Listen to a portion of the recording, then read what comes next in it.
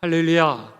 하나님의 은혜가 여러분의 가정과 기업 가운데 가득하시기를 주님의 이름으로 축원합니다. 오늘 우리들은 예레미야서 1장 4절에서 10절의 말씀을 가지고서 예레미야를 부르시는 하나님이라고 하는 그런 제목으로 하나님의 말씀을 나누도록 하겠습니다. 반대로 얘기하면 오늘 본문의 결론은 우리를 부르시는 하나님이시라라고 하는 겁니다. 하나님께서는 오늘 우리들을 이 시대 가운데 성별하셔서 부르시고 우리들을 통하여서 하나님의 뜻을 이루시고 특별히 상한 이 땅 가운데 하나님의 나라를 회복시키신다는 사실이 저와 여러분에게 들려지셔서 부르시는 그 하나님 앞에 반응하여 우리들이 서 있는 땅 하나님의 나라가 되게 하시기를 주님의 이름으로 축원합니다.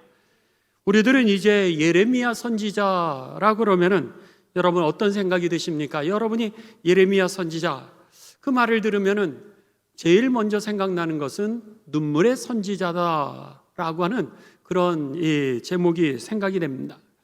예레미야가 이 생활했던 그 시대는 참 불행했던 시절이었습니다. 예레미야가 살던 그 시대에는요, 그는 5명의 왕을 이제 경험하게 됩니다. 요시야라고 하는 그 왕이었습니다. 요시야라고 하는 왕을 그가 경험하게 되는데 이스라엘에 있어 요시야라고 하는 사람은 종교개혁을 했던 참 좋은 왕이었습니다. 그런데 그럼에도 불구하고 그는 무기또 전투에서 그만 사망을 하고 맙니다. 외국과의 싸움에서 왕이 패망을 하게 되는 거죠. 그 이후에 여호아하스라고 하는 그 왕이 그 뒤를 잇게 됩니다. 그런데 이번에는 애굽의 볼모로 그가 무려 3개월만 첫 통치를 하고 그리고 나서는 그 왕이 애굽에 잡혀가게 됩니다. 포로가 되어 가죠. 그 이후로 다시 여호야긴이라고 하는 그 왕이 그 등극을 하게 되고 나라의 통치를 이어가게 됩니다. 그런데 이때는 무슨 일이 생기게 되냐면 바벨론이라고 하는 그 신흥 국가가 이제 이 유다를 침공하게 됩니다. 그러면서 나라가 완전하게 피폐하게 됩니다. 그리고 나서 이제는 그 뒤를 이어서 여호야긴이라고 하는 그 왕이 나라를 이어가게 되죠. 그런데 그도 역시 바벨론의 포로가 되어서 잡혀가게 됩니다. 그 뒤를 이어서 시드기야라고 하는 왕이 등극하게 되고 나라를 이어가게 됩니다. 그런데 그 왕 때 이스라엘 유다 자체가 완전히 돌 위에 돌 하나 남지 아니하고 예루살렘 성전 자체가 돌 위에 돌 하나 남지 아니하고 완전히 멸망을 당하게 됩니다. 지금 예레미야가 자신이 생활하던 그 삶의 터전이 북쪽의 바벨론에 의하여서 나라가 멸망당하고 왕은 포로가 되고 그리고 땅은 황폐화가 되고 남쪽에 있는 그 아래쪽에 있었던 애굽에 의하여서 왕은 전투에서 사망하고 포로가 되어 잡혀가고 그 땅은 황폐하게 되는 그 속에서 이제 그가 하나님의 부르심을 받게 되는 겁니다. 여러분 얼마나 어려운 상황이겠습니까? 그 시대적으로 보면 너무나도 절망적인 상황이었고 그리고 어둠이라고 하는 단어가 그 시대를 표현할 수 있을 겁니다. 혼돈, 공허함, 그리고 이 절망, 이것이 바로 그가 살았던 그 시대에 예레미야를 하나님이 부르십니다. 그러면서 뭐라고 그러시냐면 지금 주변이 다 망해가는 거예요. 그렇게 망해가는데 너는 선포하라고. 이제 이 북쪽에 있는 신흥국가 바벨론이라고 하는 나라가 이제 등장을 하게 되는데 이 나라가 그 나라에 먹히게 될 거라는 거예요. 그 나라에 의해서 나라가 멸망당할 것이니 너희들은 멸망당할 준비를 하고 그리고 그 나라에 너희들이 포로로 잡혀갈 생각을 하라라고 그거를 전하려는 거예요. 그 이유는 너희가 하나님을 배반하였고 너희가 우상을 섬겼고 그리고 너희가 폭행을 행하였고 그리고 폭력을 행사하면서 이 땅에 공의를 잃어버렸기 때문에 우상 숭배와 그 폭력에 상한 이 땅에 대한 하나님의 심판이니 하나님의 심판을 거스르지 말고 너희들은 신흥국과 바벨론에 의해 이제 먹히는 것을 순종함으로 받아들이라는 거예요. 그리고 너희들은 이제 나라를 잃게 될 터이니 바벨론에 가서 아예 돌아올 생각을 하지 말고 정착하고 거기에 살려는 거예요. 여러분, 완전히 매국노 아니겠습니까? 나라를 저주하고 백성을 저주하고 왕을 저주하는 그런 내용을 갖다가 이 예레미야에게 하나님이 시키시는 거예요. 그러니 예레미야가 그 일을 어떻게 할 수 있겠습니까? 내 자신이 받아들이기도 어렵고 상황적으로 감당하기도 어려운 그런 상태였던 것입니다. 그랬을 때 하나님께서 이제 부르시는 그것에 예레미야가 이렇게 대답을 합니다. 오늘 성경 말씀 1장 4절부터 5절입니다. 4절부터 5절에 보시면 여호와의 말씀이 내게 임하니라 이르시되, 그러면서 뭐라 그러냐면 내가 너를 모태에 짓기 전에 너를 알았고 네가 배에서 나오기 전에 너를 성별하였고 너를 여러 나라의 선지자로 내가 세웠노라. 그렇게 하나님이 말씀하시는 거예요. 너가 태어나기 전부터 나는 이미 너를 갖다가 그 일을 하기 위해서 작정했다는 거예요. 아니, 이왕 하나님 나를 부르시려면 좋은 환경에서 부르시든지 아니면 뭔가 나에게 능력이 있도록 그렇게 부르셔야 되는데 나라도 망하고 사회도 그렇게 되어졌고 그리고 아무것도 없는 이 혼돈과 절망의 상황 속에서 하나님 저를 부르셨다고요? 이런 상황이 되었던 겁니다. 그런데 하나님은 그 예레미야에게 뭐라 그러면 내가 너가 세상에 생기기 전부터 너를 이미 알고 있었다는 거예요. 그리고 너를 세상에 나오게 할 때 이미 너를 성별하여서 선지자가 되게 하게끔 내가 그렇게 계획을 했다라고 그렇게 말씀하는 겁니다. 하나님이 아신다라고 하는 것은 단순하게 지식적으로 우리를 아신다라고 하는 것이 아니라 야다라고 하는 히브리어입니다. 그거는 경험을 의미합니다. 하나님이 우리를 갖다 경험적으로 아신다는 거예요. 단순하게 지식을 아는 게 아니라 실제적으로 오늘 우리의 존재 그 자체 모든 것을 알고 계신다라고 그렇게 말씀하고 계시는 겁니다. 그렇습니다. 하나님이요, 저와 여러분을 이 자리로 부르신 것은 우리가 결단해서 이 자리에 오신 것이 아니라 이미 하나님이 여러분을 부르시기로 작정하셨기 때문에 이 자리에 오신 줄을 믿습니다. 하나님께서는요, 우리의 모든 것을 이미 알고 계신다라고 그렇게 말씀하셨던 겁니다. 그래서 시편 139편 3절에 보면은요, 주님은 내가 나가는 것을 알고 계시고 내가 눕는 것도 주님은 알고 계십니다. 주님은 나의 모든 길에 대하여서 잘 알고 계십니다. 이렇게 시편 기자는 고백하고 있는 것입니다. 그렇다면은 오늘 이 예레미야의 부족함이라든지 연약함도 처음부터 하나님은 알고 계셨다라고 하는 거죠. 하나님은 이 민족이 그렇게 될 것도 미리 알고 계셨지만은 오늘 예레미야의 그 어려운 환경도 이미 알고 계셨다라고 하는 겁니다. 그런데도 불구하고 하나님께서는 그를 부르셨고 그리고 그를 갖다가 거룩하게 구별해 두셨다라고 하는 것이죠. 여러분, 그렇습니다. 하나님은요, 우리들의 모든 것을 알고 계시기 때문에 하나님의 나라를 위하여서 우리를 이미 구별해 놓으셨고요, 우리들을 통하여 하나님의 뜻을 성취해 가고 계시다라고 하는 이 사실이 들려지게 되시기를 주님의 이름으로 축원합니다. 그렇기 때문에 여러분 자신 있게 사십시오. 가난해도요, 오늘 당당하게 가난하게 사십시오. 오늘 병에 걸려도 당당하게 여러분 그리스도인답게 사십시오. 이미 주님은 우리의 연약함을 다 알고 계시고요, 그럼에도 불구하고 우리를 거룩하게 구별해 두셨다라고 하는 겁니다. 그렇기 때문에 오늘 우리들은 세상에 대해서 칼빈은요 이런 얘기를 했습니다. 그 종교개혁자 칼빈은 우리들에 대해서 직업 소명론이라고 하는 그런 이 선언을 하죠. 우리가 사는 자리가 바로 예배의 자리라고 하는 겁니다. 그렇기 때문에 여러분이 어떤 직업을 갖는지 하나님은 그것에 대하여서 그 직업을 통하여서 그 일을 통하여서 하나님의 뜻을 성취해 가신다라고 하는 겁니다. 5만 원을 받는 거, 우리는 100만 원 받는 직장을 더 선호합니다. 10만 원 받는 직장보다는 100만 원 받는 직장이 좋죠. 그렇습니다. 세상의 기준은 거기에 있어서 우리는 거기에 목숨을 걸지만은 하나님께서는 거기에 관심이 없다는 거예요. 5만 원짜리를 한다 할지라도 그 5만 원짜리 직장 쪽에서 하나님이 우리를 통해서 원하시는 것은 그곳에 하나님의 나라가 이루어지기를 원하시는 것이죠. 그 5만 원을 벌어서 무엇 합니까?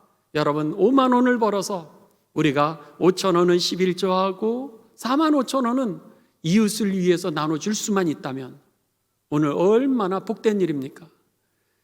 우리가 이제 우리 교회에서 올해 사회 봉사의 해 아닙니까? 봉사와 섬김의 해인데 그 중에 일환으로 우리들이 독거노인들, 이제 독거사 그러니까 혼자 계시다가 그냥 돌아가시는 것을 방지하기 위해서 야쿠르트, 그 매일같이 야쿠르트가 배달되어서 그 야쿠르트를 봉지를 갖다가 가지고 들어가시지 않으면 안에 무슨 일이 생겼을까? 그래서는 구청이라든지 아니면 이 방범센터에 연락을 해드려 가지고 그 집을 들어가서 그분의 몸이 괜찮으신지를 확인하는 그런 사역을 저희들이 계획을 했습니다. 그랬는데 그분들에게 여러분 전달되어지는 야쿠르트가 얼마인지 아세요? 그냥 200원입니다. 그리고 조금 비싼 거는 250원입니다. 그러니까 우리들이 한 분에게 있어서 이제 야쿠르트를 일주일에 3개씩을 전달을 하게 되죠. 그럼 일주일에 600원입니다. 그리고 그것을 4주를 하게 되면 6, 4, 24, 2,400원이면은요, 우리 주변에 혼자 사시는 분, 그분에게 야쿠르트를 갖다가 일주일에 3개씩을 전달해 드리면서 이틀에 한 번씩 그 집을 점검할 수 있다라고 하는 겁니다. 아니, 매일같이 야쿠르트가 전달된다 그래도 200원씩이니까 1,000원입니다. 일주일에 1,000원이면은 한 달에 4,000원이면 한 분의 그 독거사가 일어나지 아니하도록 늘 돌볼 수 있는 일이 생긴다는 거예요. 우리는 5만 원을 우습게 알았는데 5천 원이라고 하는 것을 우습게 알았는데 5천 원이면 한 생명을 갖다 돌볼 수 있는 그런 능력이 있다라고 하는 거죠. 하나님은 그걸 원하시는 겁니다. 직업 소명론이라고 하는 것은 그 직업이 300만 원짜리냐, 500만 원짜리냐, 100만 원짜리냐, 50만 원짜리냐 여기에 관심이 있는 것이 아니라 그 어떤 장소에서도 하나님의 뜻을 성취하는 그 자리라고 하는 그 의식을 가지고서 우리가 섬기는 거, 그리고 일하는 거, 이 모든 것이 바로 하나님이 원하시는 그런 우리를 부르신 이유라고 하는 것입니다. 그런 면에 있어서 부르심이라고 하는 거, 우리가 이쪽 직장으로 나를 부르셨다, 아니면 나를 이런 일로 부르셨다라고 했을 때 그것의 절대 주권은 나의 선택에 있었던 것이 아니라 하나님의 주권 안에 있었던 것이죠. 왜요? 하나님은 이미 우리가 태어나기 전부터 우리를 알고 계셨고, 더 나아가서 이제 너를 모태에 짓기 전에 내가 너를 이미 성별에 두었고, 그리고 나서 너를 갖다 태어나게 해서 내가 너로 하여금 열방의 선지자로 세웠노라, 이렇게 말씀했던 것입니다. 여러분 꼭 기억하십시오. 여러분의 직장이 어려운 직장이십니까? 여러분의 가정이 가난하십니까? 아니면 여러분의 가정에 어려움이 있으십니까? 그럼에도 불구하고 그 상황 때문에 흔들리지 않게 되시기를 주님의 이름으로 축원합니다. 그 속에서 맡겨진 자리에서 최선을 다했을 때 오늘 하나님은 그 모습을 통하여서 하나님의 뜻을 반드시 이루게 되실 것입니다. 하나님이 하신다는 거예요. 두 번째로는 하나님은요, 이 예레미야를 그 어려운 상황에서 부르셨을 때 예레미야가 이제 이렇게 하나님에게 자신을 고백합니다. 예레미야서 1장 6절입니다. 예레미야 1장 6절에 보면 그런 상황에 나를 부르시게 되니까 예레미야가 뭐라고 대답하냐면 내가 슬프도소이다 그래요. 내가 슬프도소이다 주 여호와여, 보소서, 나는 아이라 말할 줄을 알지 못하나이다. 주님, 너무너무 슬픕니다. 나를 한번 보십시오. 내가 이 어두운 세상에서, 이 절망적인 세상에서, 상한 이 땅에서 내가 도대체 무엇을 할 수 있겠습니까? 나는요, 애입니다, 애. 정말 아무것도 할 수 없는 어린아이라고 그렇게 얘기합니다. 그래서는 나는 어린아이라 능력도 없지만 특별히 하나님은 나를 선지자로 부르셨는데, 선지자는 말이라도 잘해야 되는 거 아닙니까? 말이라도 잘해야 되는데 아이가 무슨 말을 잘할 수 있겠습니까? 그러니 나는 말도 잘 못합니다. 그렇게 대답을 하는 거예요. 저는요, 경험도 부족합니다. 나는 돈도 없습니다. 나는 건강도 좋지 않습니다. 나는 환경적으로도 너무너무 어렵고 학문도 저는 짧습니다. 쉽게 얘기하면 그런 얘기입니다. 그랬을 때 하나님께서 이제 이 예레미야 선지자에게 대답하시는 말씀이 오늘 본문 말씀 7절부터의 내용이죠. 자, 여러분 한번 보시기 바랍니다. 오늘 본문 말씀 7절에 보시면 여호와께서 내게 이르시되 너는 아이라고 말하지 말라. 내가 너를 누구에게 보내든지 너는 가며 내가 내게 무엇을 명령하든지 너는 말할지라. 너가 아이인 것을 바라보지 말고 너에게 중요한 것은 순종하는 것이라는 거예요. 그러면서 8절입니다. 너는 그들 때문에 두려워하지 마라. 환경 때문에 두려워하지 말라는 거예요. 내가 너와 함께하여 너를 구원하리라. 내가 너와 함께할 것이고 그리고 그 모든 환경 속에서 내가 너를 구원해 줄 거라는 거예요. 그러면서 9절입니다. 여호와께서 그의 손을 내밀어 그 입에 대시며 여호와께서 내게 이르시되 보라, 내가 내 말을 내 입에 두었노라. 나는 아이라서, 아이라고 하는 것은 무엇이었어요? 아까 말씀드린 것처럼 능력이 없습니다. 학문 실력도 짧습니다. 말도 잘 못합니다.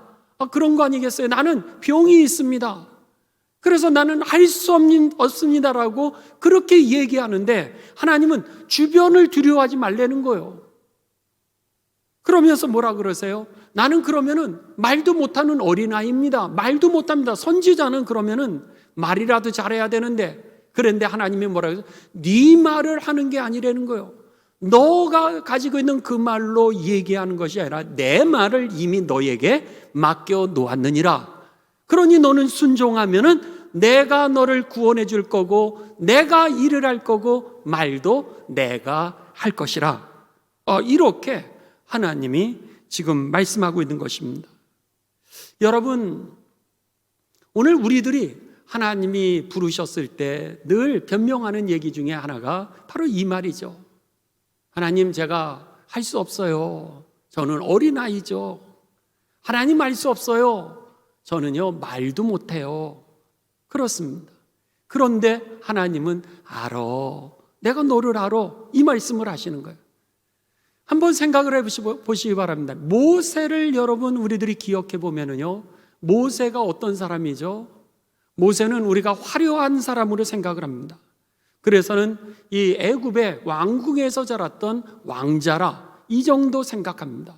근데 생각해 보면은 모세를 하나님이 이제 부르실 때 출애굽기 3장 1절부터 10절에 보면은 하나님이 모세를 부르십니다. 가시떨기 나무에서 불꽃이 되어서 하나님께서 양을 치던 그 모세에게 나타나시죠. 모세야, 모세야. 모세가 깨닫지 못합니다. 그런데도 모세가 깨달을 때까지 하나님은 모세를 부르세요. 모세는 알지도 못하는데 예레미야를 부르셨을 때와 똑같은 상황입니다. 예레미야가 이 상황에서 저르려? 나는 너를 이미 알고 있었어. 너가 모태에서 짓기 전에 너를 알고 있었고 내가 너를 이미 성별했던 거야. 그 말씀과 똑같았습니다. 모세는 알지도 못하는데 하나님은 계속해서 모세를 부르시죠. 모세야, 모세야. 결국은 모세가 하나님의 음성을 듣게 됩니다. 내가 서 있는 땅은 거룩한 땅이니 내 신을 벗을지어다. 너희의 신을 벗으라는 거예요. 그러면은 거기는 뭐예요? 지금 광야인데 내 신은 벗으라는 거예요. 그러면서 이제 하나님이 그에게 소명을 주십니다. 이스라엘 백성들이 지금 너를 기다리느니라. 그들이 지금 고통스러워서 부르짖느니라. 내가 너를 보내서 저들을 이 애굽에서부터 탈출시켜 해방하여 약속의 땅 가나안 땅으로 그들을 인도하여 내는데 내가 너를 사용하리라. 이렇게 말씀을 하시는 거예요. 그랬을 때 모세가 여러분 어떻게 대답합니까? 모세가 출애굽기 3장 11절에 이렇게 대답을 합니다. 모세가 하나님께 아뢰되 내가 누구이기에, 예레미야랑 똑같은 얘기를 합니다. 나는 아이라 능력이 없습니다 하는 것과 똑같이 내가 누구이기에 바로라고 하는 그 제국의 왕 앞에 나아가서 이스라엘 백성을 내가 어떻게 출애굽시킬 수 있겠습니까? 해방시킬 수 있겠습니까? 아이라 나는 말도 못하게 됩니다. 그런 얘기입니다. 출애굽기 3장 13절에 또 두 번째로 자기 자신을 이렇게 얘기합니다. 모세가 하나님께 아뢰되 내가 이스라엘 자손에게 가서 이르기를 너희의 조상의 하나님이 나를 너희에게 보내셨다 하면 그들이 내게 묻기를 그의 이름이 무엇이냐 하리니 내가 무엇이라고 그들에게 하나님에 대해서 전해야 됩니까? 나는 하나님에 대해서도 모르는데요. 신학을 공부한 것도 아니고 내가 대학원 박사학위를 한 것도 아니고 제가 어떻게 성경 말씀을 가르칠 수 있겠습니까? 그런 얘기와 똑같습니다. 이스라엘 백성이 너를 보낸 하나님이 도대체 누구시냐? 제가 그 말을 어떻게 대답할 수 있겠습니까? 나는 아이라 모릅니다. 그런 얘기 똑같죠. 그리고 나서 출애굽기 4장 1절입니다. 출애굽기 4장 1절에 보면 모세는 또다시 하나님에게 이렇게 대답합니다. 모세가 대답하여 이르되 그들이 나를 믿지 아니하며 내 말을 듣지 아니하고 이르기를 여호와께서 네게 나타나지 아니하셨다 하리이다. 하나님이 너와 함께 있는지 한번 증명해봐. 하나님이 나와 함께 계시는지 내가 어떻게 증명하겠습니까? 보이지 아니하는 하나님이 정말 살아있다라고 나한테 너 말했으면 너나 잘 살아 이렇게 되지 않겠어요? 너나 좀 잘 살아보고 얘기해. 너나 좀 건강해 보고 얘기해. 만약에 이렇게 한다면 내가 지금 병들었는데, 내가 지금 실패했는데, 내가 사업이 안 되는데 내가 뭐라고 대답하겠습니까? 그런 얘기와 똑같습니다. 또 출애굽기 4장 10절에 모세는 이렇게 얘기합니다. 모세가 여호와께 아뢰되 오 주여 나는 본래 말을 잘하지 못하는 자니이다. 주께서 주의 종에게 명령하신 후에도 역시 그러하니 나는 입이 뻣뻣하고 혀가 둔한 자니이다. 예레미야와 똑같습니다. 나는 어리고 나는 말도 못하는 사람입니다. 그랬는데 하나님께서는 그 모세를 부르셨다라고 하는 거죠. 근데 모세의 일생을 생각해 보면요, 모세가 태어날 때 이미 어떤 환경이었죠? 사내 아이들을 다 죽이라고 했던 그런 상황이었습니다. 그러니까 사내 아이를 낳게 되니까는 이제 더 이상 키울 수 없어서 그러고 나서 소리를 지를 거 아니에요. 그러면은 다른 사람이 이 집에 애를 숨겨놨다고 고발을 하게 되면 다 부모도 죽고 애도 죽을 테니까 그런 죽이는 살벌한 상황, 절망적인 상황, 지금 예레미야가 나라를 잃는 상황, 바벨론에 의하여 나라가 습격당하는 상황이고 애굽에 의하여서 왕이 포로로 잡혀가는 그런 상황, 똑같은 상황이었습니다. 근데 돌아보니까 하나님은 모세를 통하여서 이스라엘 백성들을 출애굽시키기 위하여서 구원하기 위해서 그 엄마에게 그 아이를 갖다가 숨기게 만드셨고 그 아이를 갈대 상자에 물에 올려놨더니만 그 물에 떠내려갔는데 누구에게 이 건짐을 받아요? 그 애굽의 공주의 손에 건짐을 받게 하고 그리고 나서 애굽의 왕궁의 지리를 알 수 있도록 왕궁에서 자라나게 하고요. 그리고 왕과 대화할 수 있는 언어를 배우도록 애굽의 언어를 배우도록 왕궁 교육을 받게 하셨고요. 그리고 나서 이 모세가 잘못해서 자기의 혈기로 애굽의 병사를 쳐 죽인 줄 알았는데 알고 보니까 그가 이 살인자의 이 죄명을 가지고서 도망갔던 미디안 광야가 어떤 길이었어요? 사막길이었는데 도망가다 보니까 거기서 살다 보니 이 광야의 길을 죄다 알게 된 거예요. 그러니까는 출애굽했던 이스라엘 백성들을 가나안 땅을 이끌어갈 수 있는 광야라고 하는 그 광야를 쫙 뚫고 이제는 약속의 땅으로 인도해 갈 수 있는 그런 지도자가 되었다라고 하는 것이죠. 이미 하나님은 그가 모태했을 때부터 성별하셨고 그를 알고 계셨고, 그러고 나서 그가 태어났을 때는 이미 민족 지도자 이스라엘 백성을 구원할 자로 세우셨다라고 하는 사실이었습니다. 우리는 몰랐죠. 그러니 바울이 어떻게 얘기해요? 하나님이 내가 이렇게 쓰임받도록 이미 예정하셨더라, 그렇게 얘기를 합니다. 돌아봤더니 지나온 날들 그 어느 것 하나도 하나님의 손길이 미치지 않은 것이 하나도 없었다는 거예요.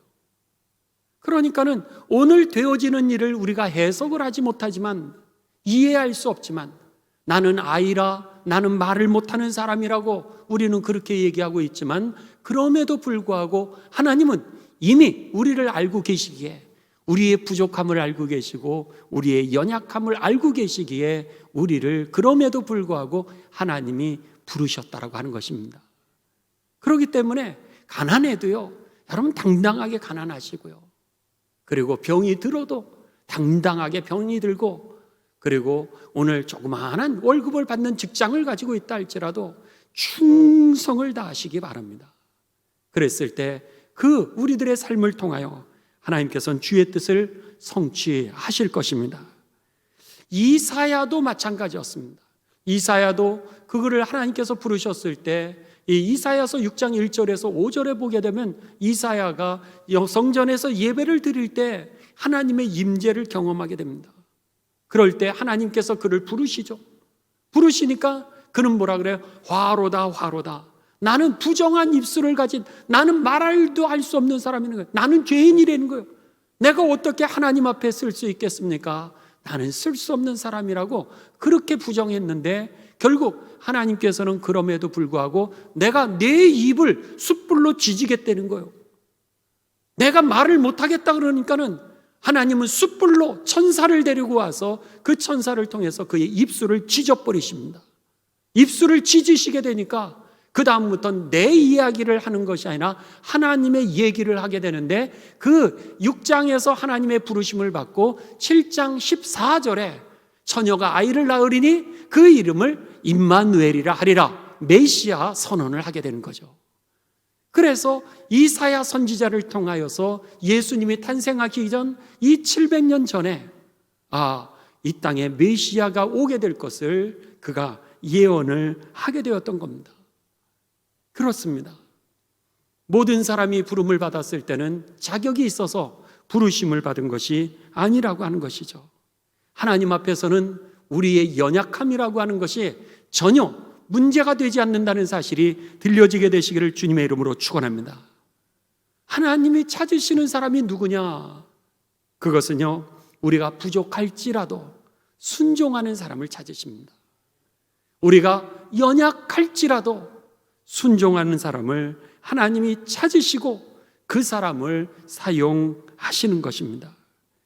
그래서 바울 사도가 여러분 그렇게 말씀하지 않았습니까? 바울 사도는 이제 고린도전서 1장 27절에서 29절에 하나님께서는 세상에 미련한 것들을 택하사 지혜 있는 자들을 부끄럽게 하려 하시고, 하나님은 세상에 약한 것들을 택하사 강한 것들을 부끄럽게 하시는 하나님이시라. 놀랍지 않습니까? 오늘 바울은 그 당대의 석학입니다. 바울은 그 당대에 오히려 가장 높은 바리새인의 지위에 있었던 사람이었고요, 그 당시에 권력을 가지고 있었던 최고의 공회 어떤 그 일원이었습니다. 국회의원이었습니다. 그렇다면 최고의 학벌, 그리고 최고의 지위, 최고의 권력을 가지고 있었던 그 사람이 오늘 뭐라 그러는 거예요? 나의 지위와 권력과 능력이라고 하는 것이 결국 나를 망하게만 만들었다는 거예요. 나 자신을 의지했을 때는 여러분 주변의 환경을 보면 망할 뿐입니다. 그런데 바울이 주님을 만나고 고백하는 것은 뭐였어요? 세상에 미련한 것을 택하사 지혜 있는 자들을 부끄럽게 하시는 하나님이었다는 거예요. 세상에 약한 것들을 택하사 강한 것을 부끄럽게 하시는 하나님이셨다는 거예요. 결국 하나님 앞에 우리의 부족함이라고 하는 것, 우리의 연약함이라고 하는 것은 문제가 되지 않는다라고 하는 겁니다. 하나님이 세상에 강한 자를 쓰시는 게 아니라는 거예요.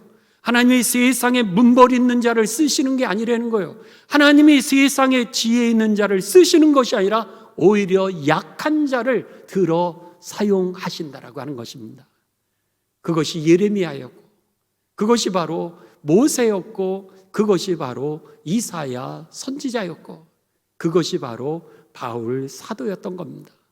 그들 모두 다가 우리가 가장 인정하는 그런 선지자들이요, 믿음의 모델들 아닙니까? 그런데 그들의 모든 고백은 동일하게 나는 아이라 말 못하는 자라고 했던 그런 사람들이었다라고 하는 겁니다. 여러분의 미련함 두려워하지 마시 바랍니다. 여러분의 약함 두려워하지 마시 바랍니다. 하나님을 의지하시기를 바랍니다. 하나님께서요, 우리에게 능력 있는 삶을 살도록 역사하신다라고 하는 겁니다. 우리 자신의 환경을 보고 우리 자신의 교만은, 우리 자신을 능력을 의지하게 되면 결국은 오늘 좌절과 절망밖에 우리에게 오는 것은 아니라고 하는 겁니다. 하나님의 지혜를 의지하시기 바랍니다. 하나님의 능력을 의지하시기 바랍니다. 오늘 우리가 부족해도 하나님의 말씀에 순종할 때 하나님께서 그 사람을 사용하시고 그를 통하여서 하나님의 뜻을 성취해 가신다라고 하는 것을 여러분 기억하시면서, 오늘 예레미야서 1장 7절에 주님이 이렇게 말씀하시지 않았습니까? 너는 아이라고 말하지 말고 내가 너를 누구에게 보내든지 너는 가며 내가 너에게 무엇을 명령하든지 너는 말할지어다.